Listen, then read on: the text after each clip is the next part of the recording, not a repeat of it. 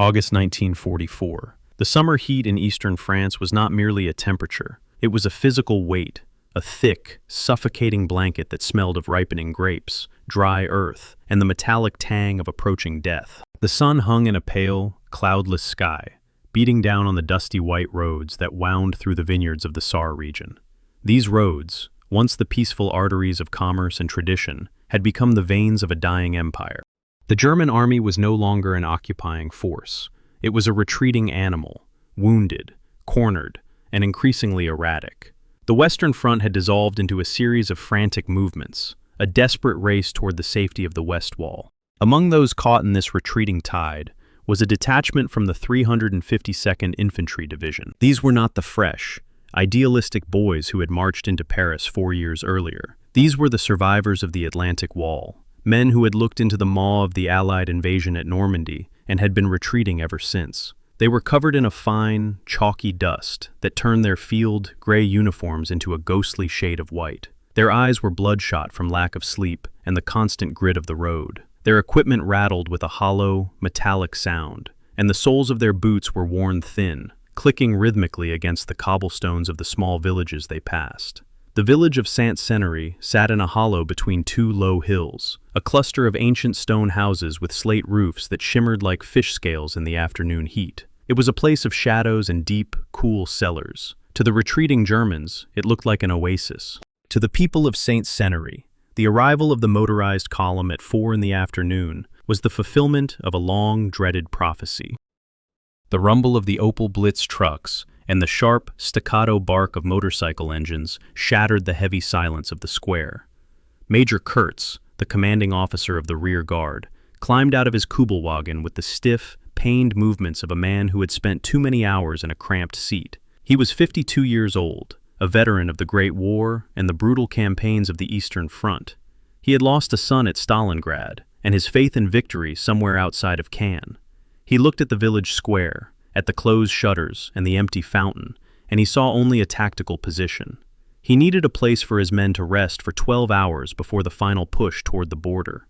He needed fuel, he needed food, and above all, he needed something to dull the sharp edges of the fear that was beginning to rot the discipline of his unit. In the center of the square, standing by the stone steps of the town hall, was Jean-Pierre. He was 64 years old, a man whose life was measured in harvests and the slow fermentation of juice into spirit. His hands were gnarled, like the vines he tended, and his face was a map of deep creases earned under the French sun. Beside him stood Monsieur Philippe, the village pharmacist. Philippe was a thin, bird-like man with spectacles that sat precariously on the bridge of his nose. He was a man of precision, a man who spent his days measuring out grains of morphine and milliliters of tincture.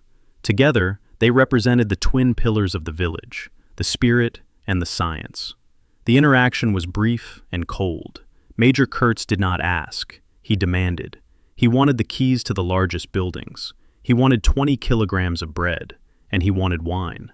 He spoke of the protection his army had provided for 4 years, and suggested that a gesture of hospitality would ensure that Saint-Céneri remained on the map after the column departed. The threat was unspoken, but as heavy as the iron of his pistol holster. Pierre looked the major in the eye. He did not look away, nor did he show anger. He spoke in a voice that was as dry as the dust on the major's boots. He told Kurtz that the village was poor, that the Germans had already taken their cattle and their grain. But, he added, there was one thing they had kept hidden. In the deepest cellar of the village, behind a false wall, they had preserved 3 large barrels of the 1939 vintage. It was the last of the pre-war wine, a harvest that had been blessed by a perfect autumn before the world went dark. He offered it not out of love, but as a ransom, a gift of fire and fruit to buy the safety of their homes. Kurtz felt a flicker of something he hadn't felt in months, anticipation. He was a man who appreciated the finer things, even as he destroyed them, but he was also a man who had survived long enough to know the price of a gift from an enemy. He gestured to the pharmacy. He ordered Monsieur Philippe to step forward. A glass was brought out, a simple, thick-walled tumbler. Pierre tapped the first barrel, and the liquid that flowed out was the color of a bruised plum, rich and dark. "Drink," Kurtz commanded. Philippe took the glass. His hand was steady. He raised the wine to the light, observing its clarity. He swirled it, releasing a scent that was a complex tapestry of dark cherries, old wood, and a sharp, medicinal undertone that he alone recognized. He took a sip, then a long, deliberate swallow. He smacked his lips and nodded. "It is the soul of our land," he said softly. "It is the only thing we have left that is pure." Kurtz watched him for 20 minutes. He watched for the dilation of pupils, for the sudden sweat on the brow, for the staggering step. But Philippe remained standing, chatting quietly with Jean-Pierre about the humidity of the cellar. The major's caution was satisfied. He tasted the wine himself, found it exceptional, and gave the order. The barrels were rolled out into the square, and the feast began. What the major could not see, and what his men would never suspect, was the silent work that had taken place in the hours before their arrival. 2 days earlier, a message had come from a partisan runner. The Germans were coming, and they were desperate. Philippe, the pharmacist, had looked at his shelves. He had looked at the large glass carboys of methyl alcohol, wood alcohol, that had been delivered by mistake in a German medical shipment a month prior. It was a clear, colorless liquid, nearly indistinguishable from high, proof-grain spirit in smell and appearance. To the untrained, it was simply alcohol. To the chemist, it was a neurotoxin. In the darkness of the cellar, Philippe and Jean-Pierre had performed a lethal calculation. They knew that methyl alcohol, once ingested, undergoes a slow and silent transformation within the human liver. It is oxidized into formaldehyde and then into formic acid. This process does not happen instantly. There is a latent period, a window of 6 to 24 hours where the victim feels nothing but a standard, pleasant intoxication. But as the formic acid builds, it attacks the most sensitive nerves in the body, the optic nerves. It causes the blood to turn acidic, the organs to fail, and the world to go dark. They had carefully blended the methyl alcohol into the heavy, tannic 1939 red. The natural sugars and the high alcohol content of the wine masked the slightly harsher bite of the wood spirit. They had tested the ratio on themselves in tiny, non-lethal amounts to ensure the flavor was right.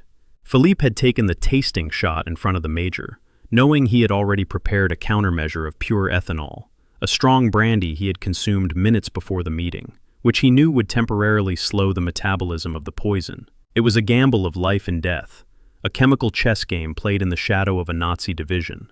As the sun dipped below the horizon, the village square of Saint-Céneri was transformed. The Germans brought out a portable gramophone, playing scratched records of operettas. They sat on the fenders of their trucks, leaning against the stone walls of the houses. Their rifles leaned carelessly against the wooden benches. They drank from canteens, from porcelain cups taken from the kitchen of the bakery, and from the barrels themselves. They toasted to the end of the war, to their wives in Berlin and Hamburg, to the fact that they were still alive, while so many of their comrades were buried in the mud of the East. The laughter grew louder. The singing became more boisterous.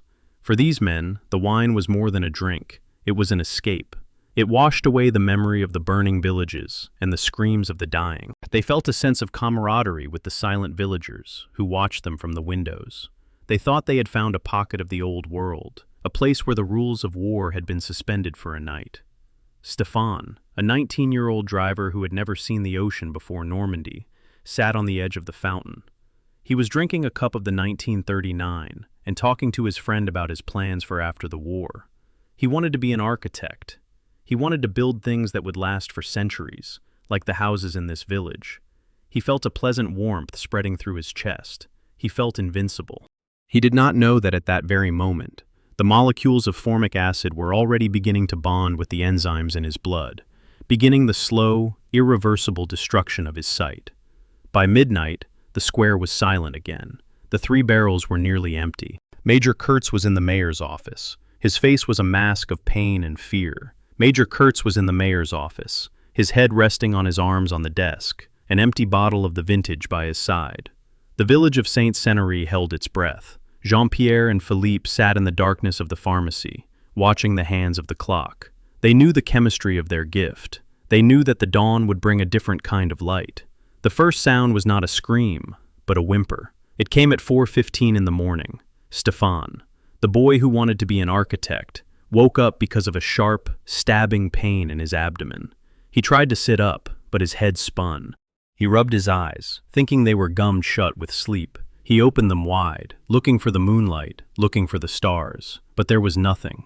He saw a wall of gray, thick mist. He reached out, his hand brushing against the cold stone of the fountain. He looked up at the sky, where he knew the moon should be, but the world was a void. He called out to his friend, a low, panicked whisper. No answer. He felt a sudden, rising tide of nausea. He tried to stand, but his legs felt like water. He began to crawl, his fingers searching for something familiar. He found a wheel of an Opel Blitz truck. He pulled himself up, his heart hammering against his ribs like a trapped bird. He shouted, "Help! I can't see! Who put out the lights?"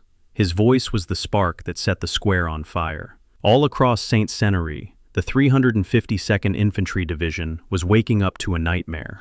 Men were stumbling out of doorways, their hands clawing at their faces. They were crashing into each other, falling over the furniture, their cries of confusion turning into a chorus of raw, unadulterated terror. "The mist!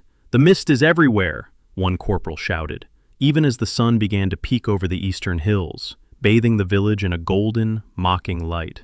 Major Kurtz woke up with a headache that felt like a hot wire being driven through his temples. He tried to reach for his glasses on the desk, but his hand knocked them to the floor.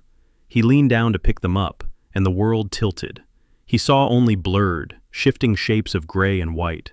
He staggered to the window and pushed the shutters open.